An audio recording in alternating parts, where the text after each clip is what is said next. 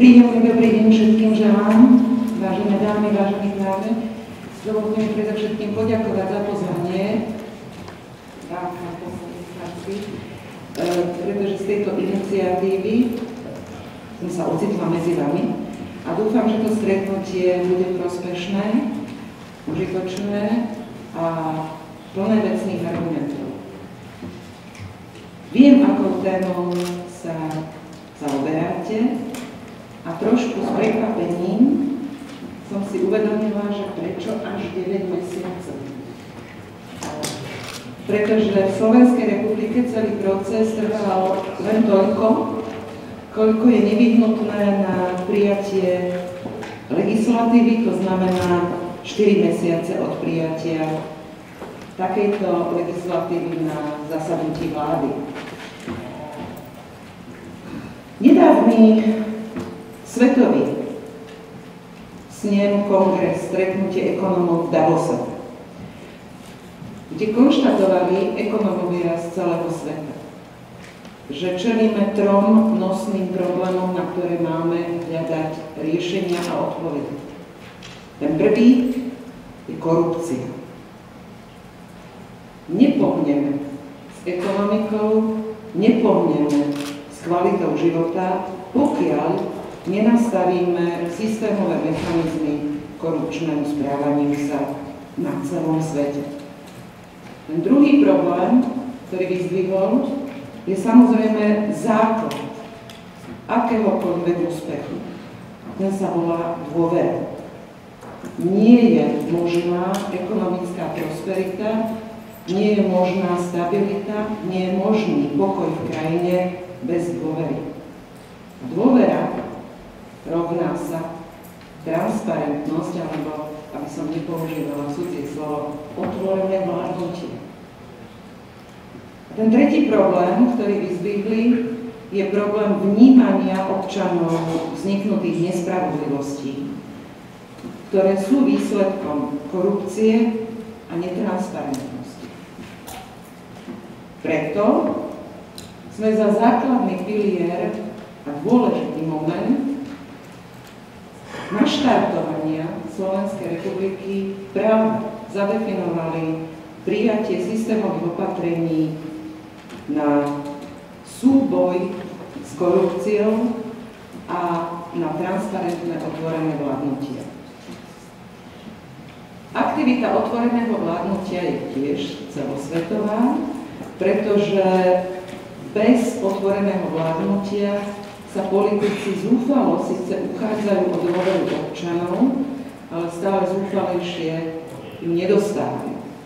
Je to práve preto, že prevláda podozrenie z netransparentnosti, zo škandálov, z korupčného správania sa.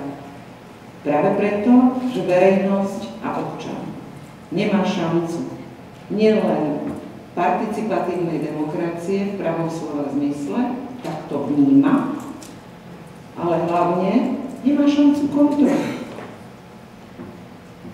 Takže prvý krok, transparentné vládnutie, otvorené vládnutie.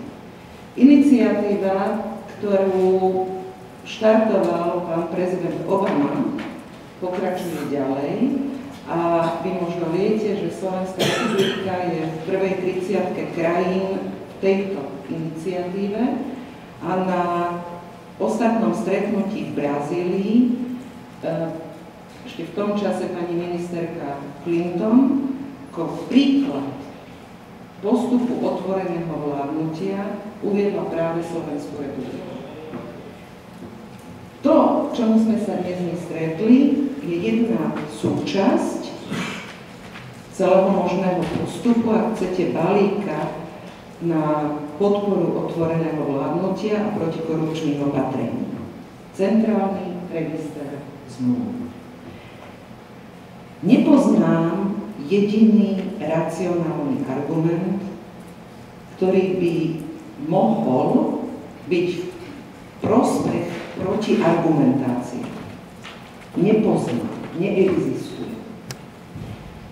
Ani prax, ktorú v Slovenskej republike máme, a tá je už dvojročná, neukázala ani jediný problém. Ani jeden. Naopak. Dovolte mi vyzdvihnúť efekty.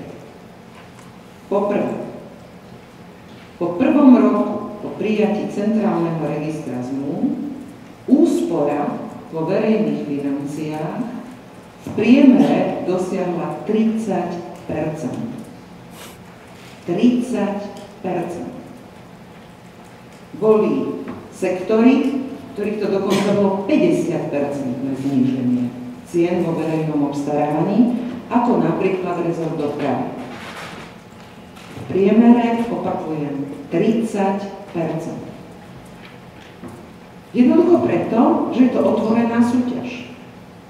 Jednoducho preto, že každý, kto ponúkal, vstupoval do sveta verejných financií, mal možnosť si pozrieť, kto je ten víťaz, veľmi do detailov, zniesť námietku a vy veľmi dobre viete, že zmluva podľa tohto zákona platí a je účinná len po zverejnení a v prípade, že nie je vyslovená námietka typu obratenia sa na Úrad pre verejné obstarávanie. Preto tá úspora.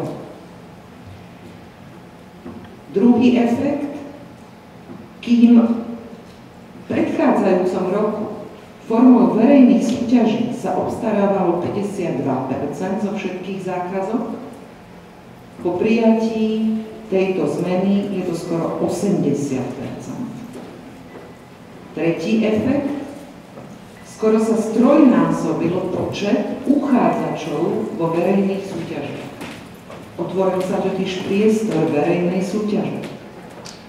To neboli tie uzavreté skupiny, ktorí sa uchádzali o verejné peniaze, rôzne kliky, klaky, ale otvorený priestor skutočnej súťaže. Každý môže uspieť.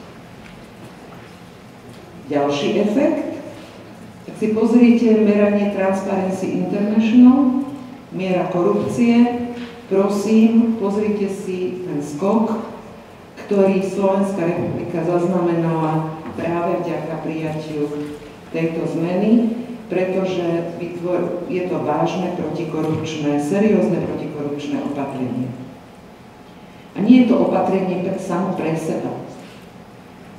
Ak funguje otvorená, kontrolovaná súťaž, zvyšuje sa dôveryhodnosť krajiny.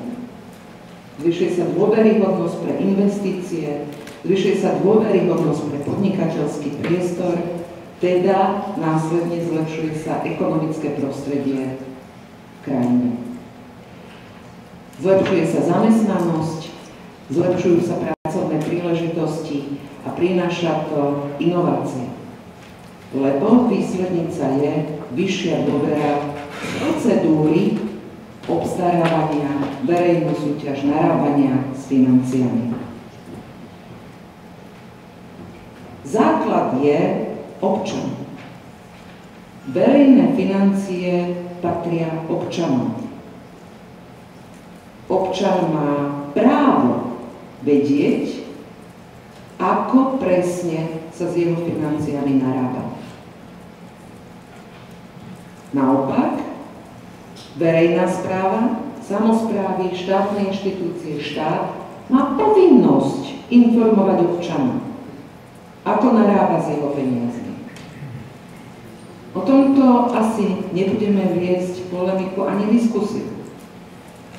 Ani jedna inštitúcia verejnej správy a štátu, ktorá narába buď s verejnými financiami alebo s eurofondmi, nemá právo neinformovať. Naopak, má povinnosť zverejniť každú jednu zmluvu, každý jeden krok a ukázať, ako s tými peniazmi od občanov narába. Ako ich používa, s akým výsledkom, s akým efektom. Keď som položila otázku pánovi poslancovi, keď ma pozýval, pán poslanec, ale veď mi, prosím vás, aspoň napíšte, aké sú vecné výhrady voči prijatiu Centrálneho registra zmluv. Odpoveď bola: prídite na seminár, budeme o nich diskutovať. Verím, že teda budeme diskutovať o prípadných vašich pochybnostiach, ale dovolte mi zhrnúť, že ja nepoznám jediný racionálny ľudský argument na spochybnenie elementárnej povinnosti štátu a verejnej správy. Nepoznám. Môžeme sa baviť o technicite, aby to nebola administratívna záťaž. My sme centrálny register vytvorili na úrade vlády.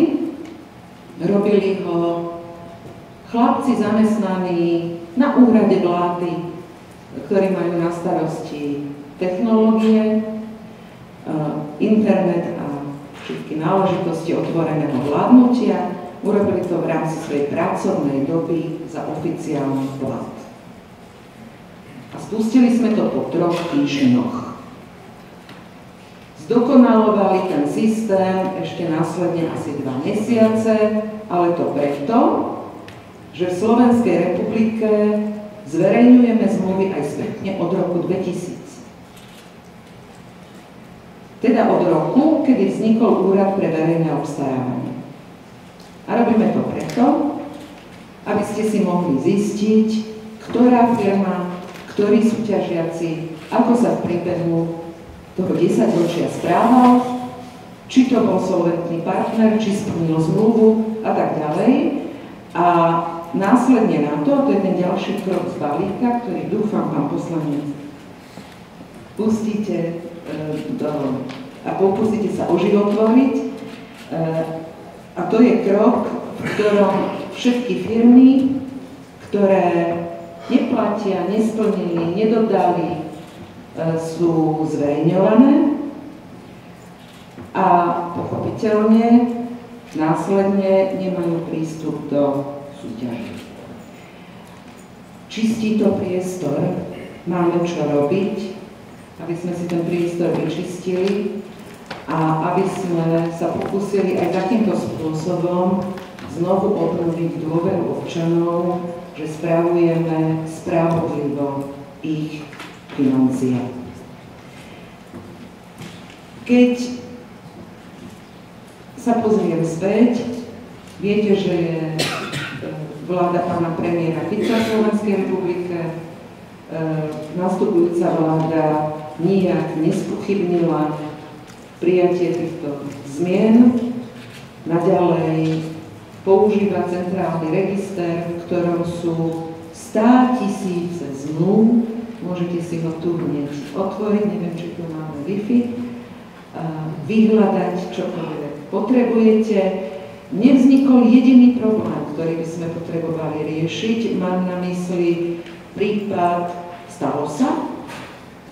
To bolo obdobie pred môjim prevzatím ministerstva obrany. Nezverejnil pán minister zmluvu, nebola platná. Bola nová súťaž. A ušetrili sme nemálo peňazí. Iný problém nevznikol. Žiaden.